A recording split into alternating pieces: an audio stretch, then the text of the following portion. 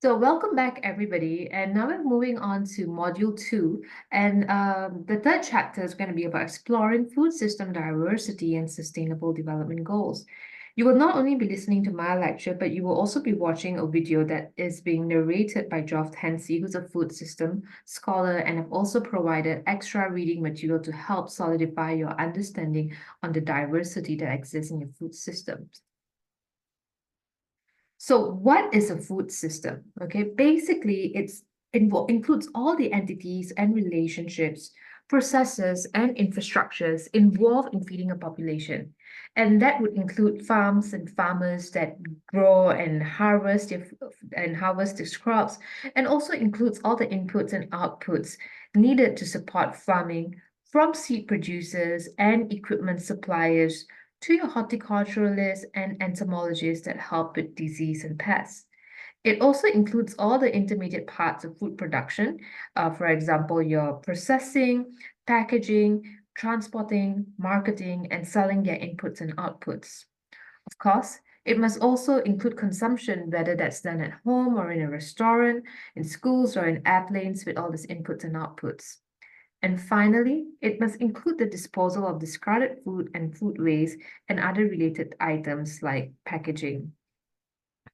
So what is a food system and what it kind of entails, like we talked about food production, and that kind of comprises such factors as the use of land for productive purposes, land use, the distribution of land ownership within communities and regions, and that would be land tenure, soil management, crop breeding and selection, crop management, livestock breeding and management, and harvesting, which have been touched upon.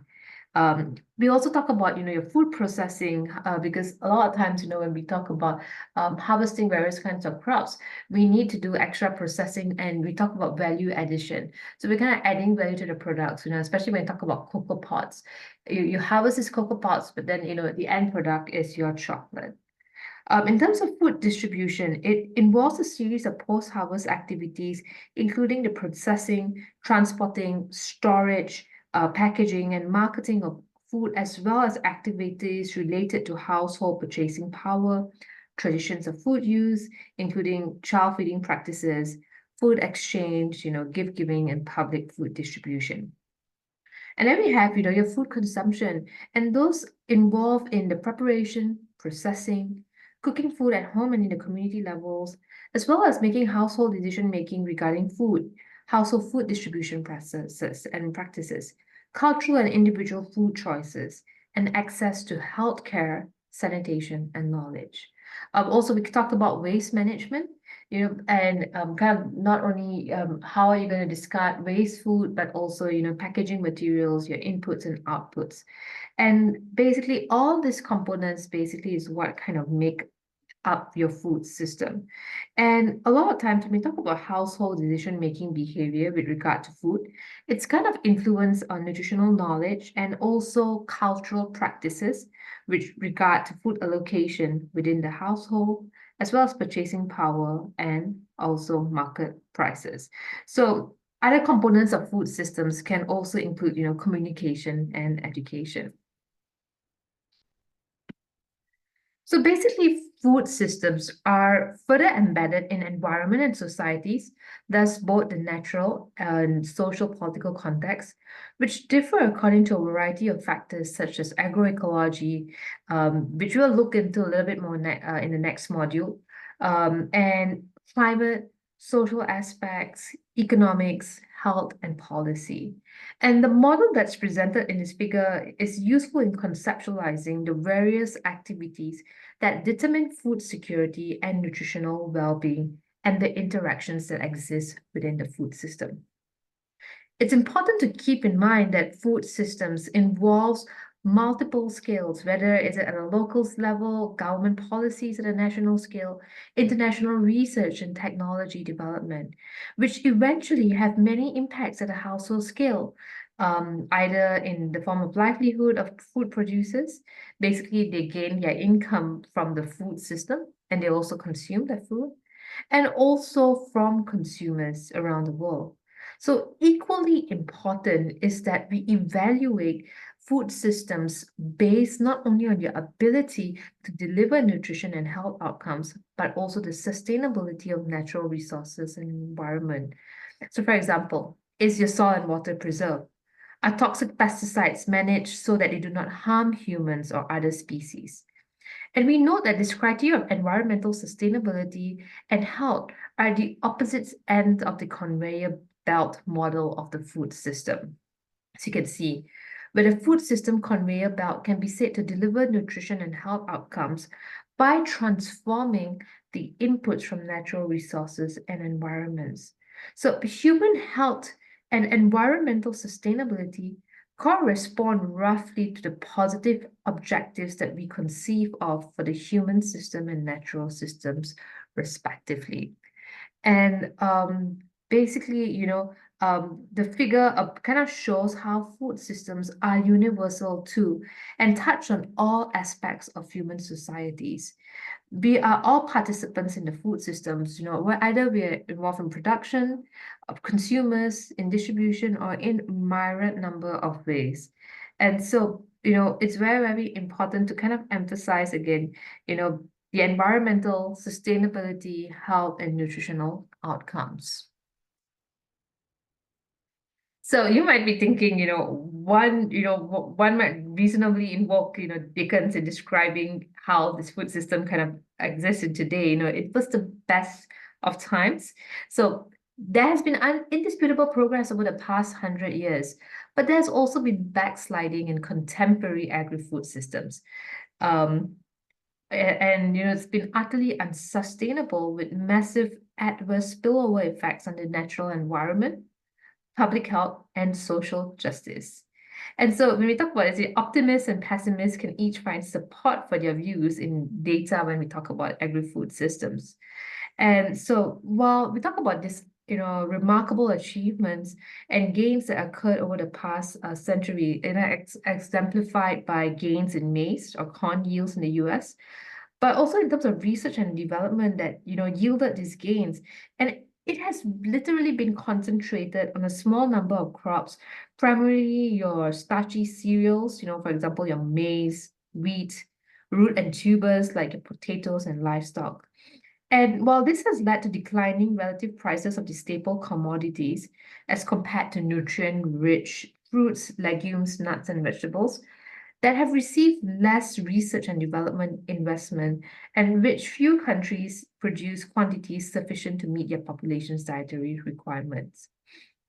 And also these gains, vary sharply across regions. But also when we look at, food systems and many people who are involved in it worldwide, there are about 1.3 billion people, but they are very poorly compensated. It's very dangerous, precarious for those that are involved in this sector, okay? And there's more prone to child force and unsafe labor than those in other sectors, particularly we can look at the chocolate industry. And there are so many interesting videos about this on Netflix and documentaries about how farmers basically they get, your food manufacturers get the bulk of the profit, and your farmers basically get anywhere from about less than 3 to about 10% of the selling cost of your chocolates, and they're not properly compensated. So we also notice marginalization and group-based discussion against women, ethnic, racial, or religious groups, and also the food system has not been designed, with fragile settings in mind. And so when we're looking at that, different tools that are kind of needed to address hunger and famine concerns that are closely bound up with conflict. And today, when we look at it, at least 3 billion people cannot afford a healthy diet, the cost which exceeds the international poverty line. And you notice there are a lot of dietary shortfalls, especially concentrated among essential vitamins and minerals. So, on the flip side, never before have more than 4.5 billion people have been able to afford and consume a healthy diet. But also we have this huge, nutrient paradox where we have this, increased amounts of people suffering from obesity or being overweight, but we also have the other side of the spectrum, the people actually experiencing malnutrition or hidden hunger. So when we look at this, and this is current estimates based on the United Nations, that the world population is going to reach 8.5 billion in 2030, 9.7 in 2050, and about 10.4 billion in 2100. And some of these issues, it's going to be very, very significant challenges. And what are the consequences of this, Um, do we actually, in terms of agricultural expansion, how are we going to increase the amount of food that we're producing? What about resource scarcity? We see that there's lack, particularly in Africa, water tables are dropping. How are we going to address that? What are some nutritional challenges? What about the climate aspect? We see, especially the last few weeks, we had that severe winter storm, and then now you notice that it's starting to warm up again. How is that going to affect farmers? And I think in my previous semester, I got a farmer from Wisconsin coming in, and he mentioned that his growing season has significantly reduced in the past couple of years because of this erratic climate patterns. Also, we can look at biodiversity loss and the lack of biodiversity and how that kind of accelerates climate change as well.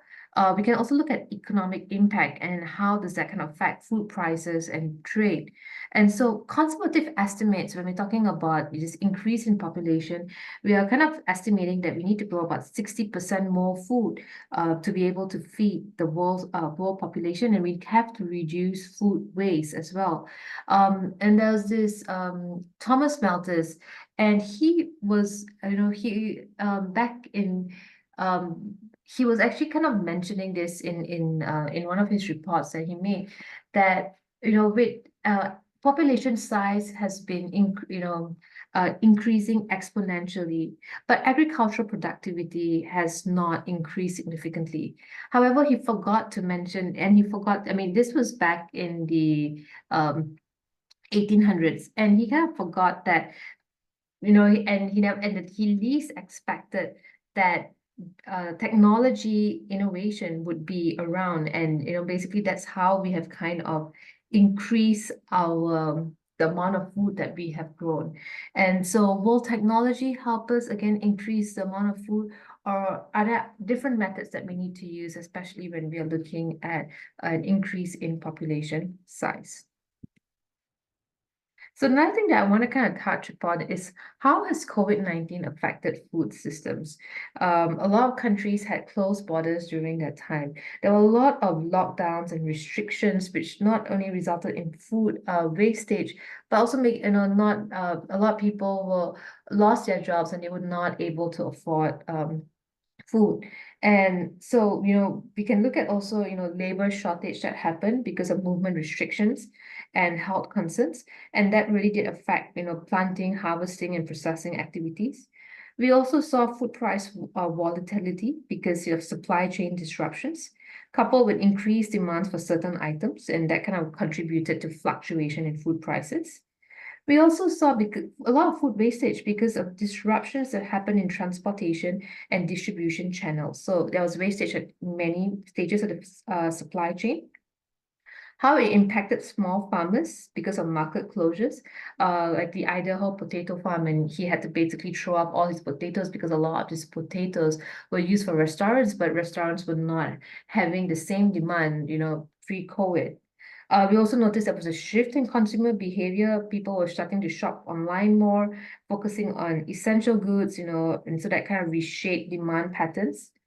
Also, we have food assistance programs, school lunch programs, and food pantry. That also, especially with food pantry programs, that really increased during that time, placing additional strain on existing systems, and also highlighting the importance of social safety nets. Workers, particularly in the food and hospitality industry, have they experience economic hardships because due to closure, layoffs, and reduced incomes. Um, and we can also talk about having that resilient food system, and how it has kind of underscored the importance of building this resilient food system that can adapt to unforeseen challenges. Also during that time, we noticed a lot of digital transformation, and it kind of accelerated the adoption of digital technologies in various aspects of the food industry, from online sales to supply chain management, because you can do a lot of forecasting, but no one predicted COVID-19. So a lot of farmers actually grew more than what was needed, and a lot of it actually went to waste. Another thing that I want to kind of talk about is just the land inequality that's actually rising, and because it's kind of dominated by a few major companies. So for example, 1% of farms operate 70% of world's farmland. And particularly when we look at Bill Gates, he has farms in about 18 states. And he has a kind of agricultural model that is very, very solely driven on technology to help increase productivity. And he has a lot of money to kind of invest in employment in agri-tech.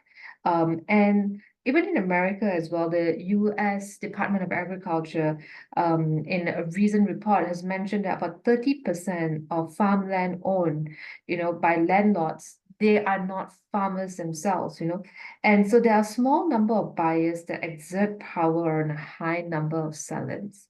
And what are some of the consequences of this? Basically, what we actually noticed, sorry, let me get back to my previous slide.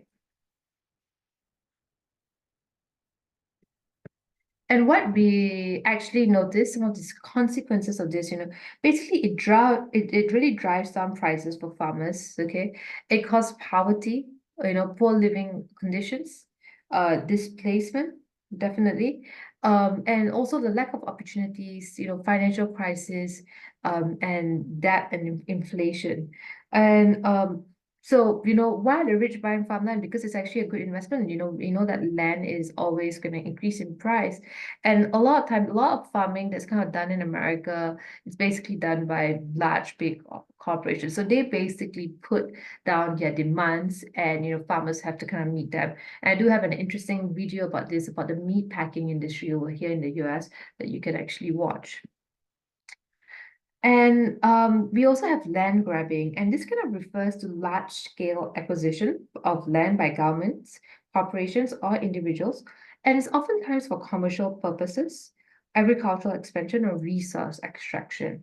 And so basically, this practice kind of involves taking control of land, often in developing countries, without the full and informed consent of local communities or the legitimate landowners. And so there's various effects. And we can see over here, a lot of the land, basically, it's in your developing countries.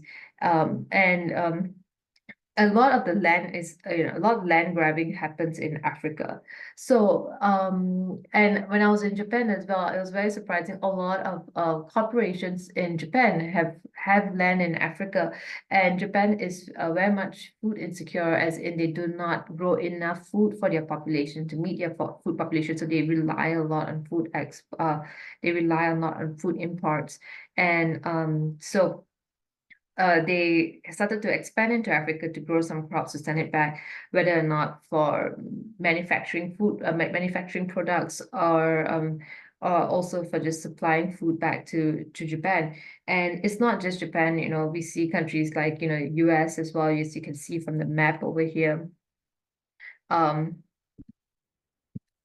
Sorry, not sure. Okay, it's stuck because it's this. And we also see, countries like the US, right? US, Canada, everywhere around the world, Australia, all kind of like concentrating on getting land over in Africa. And what are some of the consequences of this? Again, that displacement of indigenous communities and smallholder farmers without proper compensation or alternative arrangements, the loss of livelihood, especially when they rely on agriculture or cultural practices, and so they may face economic hardships. Of course, environmental degradation, because it leads to deforestation, depletion of natural resources that contributes to environmental problems, human rights violation, okay, forced labor, forced eviction, suppression of local voices.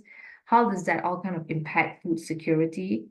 We also see that wealth concentration, because again, this wealth and resources are in the hands of a few. So it kind of exacerbates social inequalities. And again, the impact on biodiversity because natural habitats are kind of altered or destroyed. Um, okay. And finally, I will be looking at food waste. Okay, so food waste is a huge source of loss in our food system. And when we talked about, growing enough food for, especially when you're talking about meeting future needs of, population growth, and it's kind of estimated that between 30 to 50% of food never makes it into our mouths because it's lost somewhere along the food system pathway. And this actually kind of clearly shows that the difference between the developed countries and your developing countries. So in developing countries, the loss typically occurs on the farm during your harvest, storage due to less efficient harvest and storage technologies, pests or diseases in the field, or inability to find or to transport, storage, market, or processing of plants.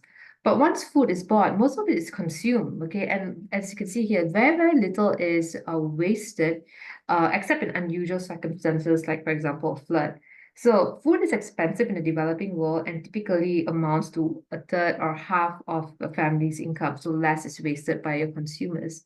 On the other hand, in developed countries, it's the opposite. High technology harvest and storage and efficient transport ensures that most food makes it to the processors and markets. And industrial processes typically, are very, very efficient, so often finding lower uses for food waste or scraps. But once consumers purchase unprocessed or processed food, waste tends to be very high, and we can see that about 3 to 40%. Food waste is high in restaurants because much food is left uneaten on the plates. Purchased food kind of rots in the refrigerators or on countertops. Food in most developed countries, is inexpensive and plentiful. So if we kind of look at the average American, they basically only spend 20% of their income on food. And this kind of contrast highlights the need for comprehensive strategies when we are looking at addressing food waste at different stages of the food system in both the developing and the developed context. And as we kind of navigate through these complexities, it's becoming evident that tackling food waste requires a global effort encompassing technology advancements, awareness campaigns, consumer behavior changes. And so we have to kind of work together to address the root causes of food waste so that we can move towards more sustainable and equitable food systems and ensuring that precious resources are utilized efficiently and that no one goes hungry, in a world abundant with food. And I'll be talking a little bit more about this, food shortage, or is it a food distribution problem? And with that, I would like you to watch that video by Geoff Tansey, and he chaired the independent Fabian Commission of Food and Poverty, and he's also helped to found and edit the Journal of Food Policy and has worked as a consultant to various international agencies, government and non-governmental organizations. And so there's 5 sections to this half-an-hour talk, which covers the basics of food systems, the various actors operating in it, the changing role and key trends, the varying tools for control use, and food policy and practice. So I'll end here.